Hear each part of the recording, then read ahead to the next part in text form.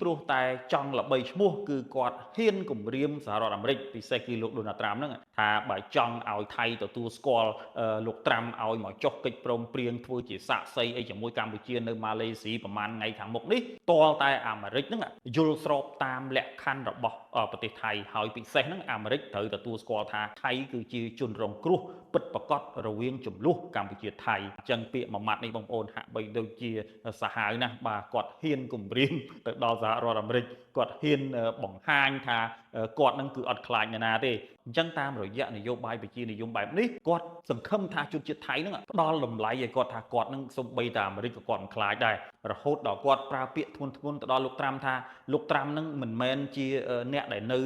ចិត្តប្រទេសថៃប្រទេសកម្ពុជាទេរស់នៅរាប់ម៉ឺនយោជរាប់ម៉ឺនគីឡូម៉ែត្រនៅទ្វីបខុសគ្នាអញ្ចឹងលោកត្រាំនឹងអត់ដឹងរឿងថៃកម្ពុជាមិនទេលោកត្រាំនឹងស្គាល់ថៃស្ដើងឬក៏លោកត្រាំនឹងស្គាល់ថៃតិចតួចណាអញ្ចឹងលោកត្រាំមិនអាចមកធ្វើអីស្រេចតែចិត្តបានទេអញ្ចឹងលោកត្រាំត្រូវតែស្ដាប់ថៃត្រង់ចំណុចនេះបើសិនជាខ្ញុំជាលោកត្រាំបងប្អូនខ្ញុំនឹងសួរទៅលោកអនុทิនថាបើអ្នកឯងថាខ្ញុំនឹងជាមនុស្សអត់ដឹងអីមកពីចម្ងាយរាប់ម៉ឺនគីឡូទ្វីបខុសគ្នាអត់ដឹងរឿងស្រុកអ្នកឯងកុំមកលូកដៃអញ្ចឹងបើអ្នកឯងចំណាប់កុំនាំទំនិញថៃទៅលក់នៅស្រុកខ្ញុំពីព្រោះអ្នកឯងថាស្រុកខ្ញុំវាឆ្ងាយណាស់មិនដឹងថាថៃយ៉ាងម៉េចទេស្រុកខ្ញុំគឺជាទ្វីបផ្សេងអញ្ចឹងអ្នកឯងមិនបាច់នាំទំនិញអ្នកឯងនឹងទៅលក់នៅអាមេរិកទេនេះគឺជាស្អីដែលលោកត្រាំគួរតែឆ្លើយតបដែរហើយជាស្អីដែលប្រជាជនអាមេរិកទាំងមូលបាទ2-300លាននាក់ស្ដាប់ទៅស្ដាប់ថាស្អីដែលលោកអនុทิននិយាយនេះវាសមទេបាទសមទេដែលគាត់ហ៊ានអះអាងថាអាមេរិកនឹងអត់ដឹងអីទាំងអស់អាមេរិកនឹងគឺគ្មានដឹងខ្យល់អីទេរឿងកម្ពុជាថៃនេះកម្ពុជាគឺជាអ្នករំលោភថៃគឺជាជនរងគ្រោះនេះគឺជារឿងពិតដែលគាត់ចង់ប្រាប់លោកត្រាំអញ្ចឹងគាត់ប្រាប់ថាបើលោកត្រាំគិតថាកម្ពុជាជាអ្នករងគ្រោះថៃគឺជាអ្នកលោភបំពានគាត់ថាលោកត្រាំនឹងគ្មានដឹងអីទេប៉ុន្តែគាត់ភ្លេចថា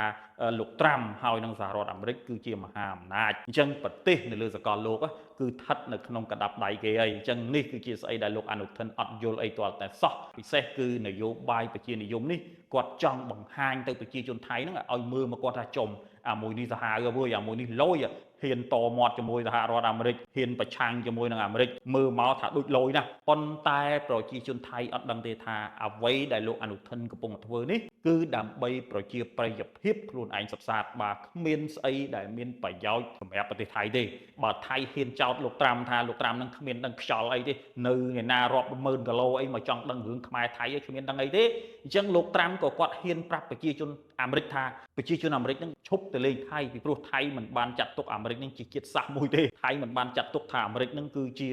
មិត្តភក្តិអីទេពីព្រោះថៃនិយាយថាលោកត្រាំអាមេរិកនឹងគ្មានដឹងខ្យល់អីទេអញ្ចឹងវាស្មើទៅនឹងប្រជាជនអាមេរិកនឹងអត់ដឹងខ្យល់អីទាំងអស់ពាក់ព័ន្ធទៅនឹងប្រទេសថៃអញ្ចឹងមានតែប្រជាជនអាមេរិកទេដែលនាំគ្នាឈប់មកលេងប្រទេសថៃឈប់មកវិនិយោគនៅប្រទេសថៃឈប់មករកសេវាកម្មអីផ្សេងនៅប្រទេសថៃពីព្រោះថៃគាត់បញ្ជាក់ឲ្យបាទតាមរយៈលោកអនុทิនគាត់ថាគឺអាមេរិកនឹងគ្មានដឹងខ្យល់អីទេបាទនៅឯទ្វីបផ្សេង